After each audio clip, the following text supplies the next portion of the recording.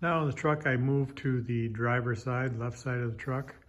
I didn't show all the work that I did on the fenders, but I'll just kind of do a quick, this is what I've done. So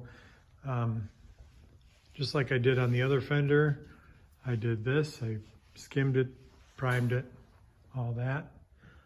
Same with the door. This door was really bad.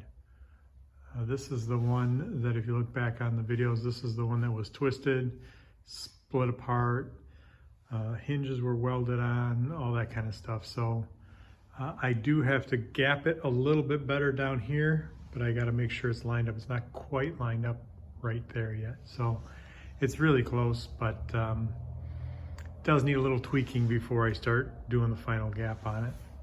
So then I move to here, to the rear fender. Rear fender turned out all right. It still has a couple little scratches, of course, like I've left it. This one I didn't sand down as much as I have the other ones, so you got a few more scratches in it. And all of them still need this taken, done. This one's kind of close, but I'm gonna pencil them all and get them all right. Then I did the back ends of this just like I did the other fender right here. This is that heavier piece of steel, that 1/8 inch steel that goes around here to match the other side. Then I continued it on through here all the way to here. You can see I still got a few little spots here that I can touch up when I have to do the kind of the inside of these anyway when they're off the truck. But anyway, so you can see the metal here that I put in. And this is the part that I repaired because the bead roll was off a little bit here, so I did all this. The bead roll was off a little bit on this one too. This one went down. So this is all redone here. So it's just like that. So I think that looks pretty good.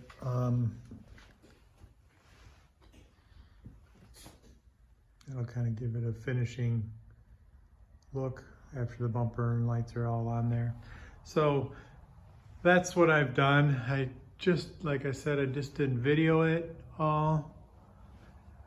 Because I videoed the other side, it's really basically the same thing. So there you go. I am going to be moving on to the grill shell, radiator shell, nose piece, whatever you want to call that, right there, and the hood. So that's what I'm doing. So I'm taking the fenders off, and I will probably also be doing a little work underneath them. There's a little, I don't know if you can kind of see, it's way down there. There's a little bit of work that I need to do right down there. So, and that's it. Okay. I think there it is. Today on the truck, I am going to actually do the body work on the grill shell. I'll sand this down, pull up, pop out some dents. There's some dent right here that I can get to pretty easily. Go around, there's another one here. Go around it, do the whole dent thing.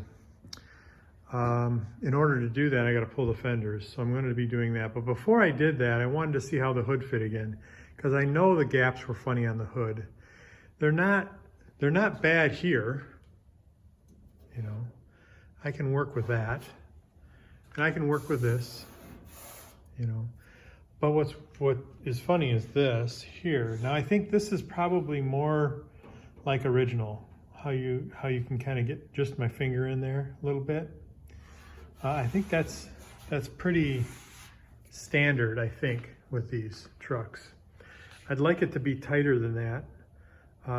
When you pull down on these handles, you want to make sure that this isn't so close to this that when you pull down that you're actually pushing the hood into the fender. But I still feel that I could go a little closer than that. So I made some measurements. I made some measurements from the hood side to this lip here, and I wrote it down.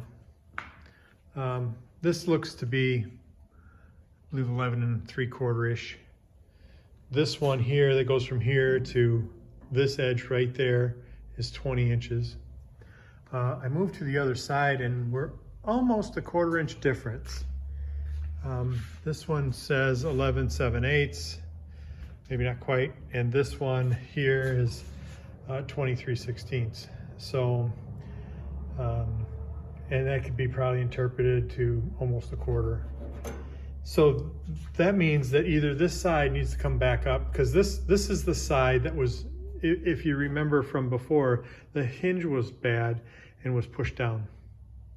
So this side rubbed on the fender. But now if you look at this side, this has a really nice gap, you know? And I think when you push this down, you can't get that down anymore.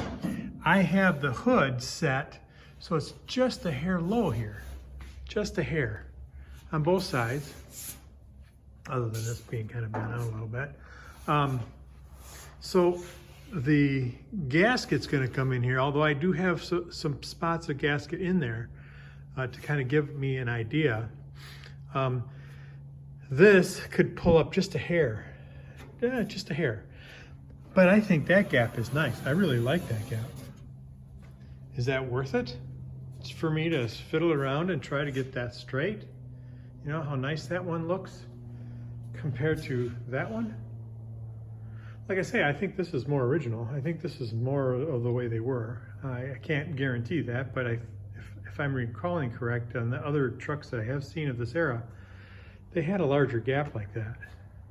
So anyway, I'm going to probably mess around with this a little bit. I'm also going to try to figure out how to get this to curve better than it is. See how it sticks out here. And on this side it's in here, which is okay, you know, and then out a little here. So if I, you know, the whole curve is off. So I'm going to try to figure something out there. I might have to put some supporting in there. The other problem I have with this hood is this right here. If you look here, down here, see how this is gapped out? That should be in. And I'm getting an oil can effect right in this area. And I know I did mess with that a little bit already, but I'm thinking that I need to do some more to it. I may put a support in here too, you know, right through in here, with a curvature in it to curve that in like that. Or my other thought is since this has a lip right here, I can shrink that and make that curve in. So that will force it to come in. Anyway, that was a whole lot of stuff just saying that I'm going to be doing the body work on the nose. But before I took the fenders off, I want to check the gaps so I can kind of get an idea on where I'm going to go with that, because I'm going to do this grill shell and the hood. That's my next thing. I'm thinking I'm going to have to put some sort of supports in here. That was my original plan.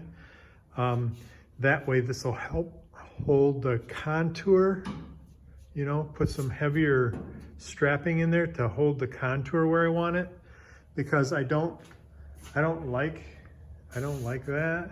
I might have to live with it, but I don't like it right now. So same with that one.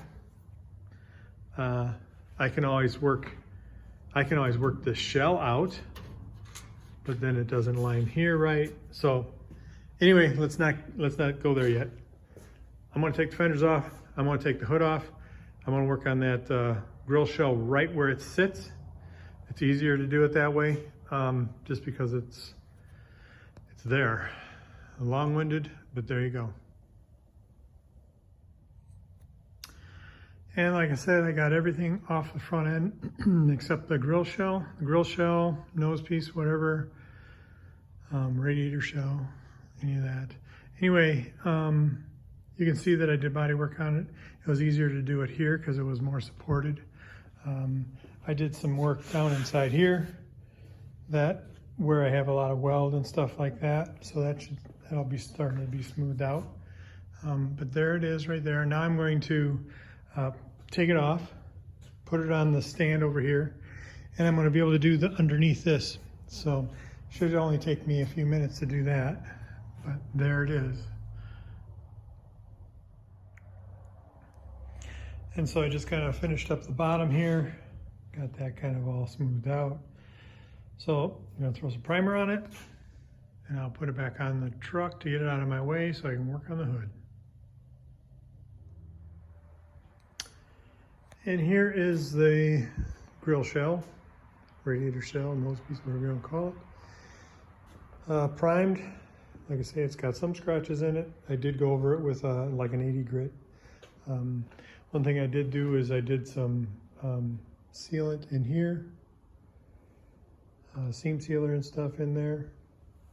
Looks like I'll have to probably do a little bit more.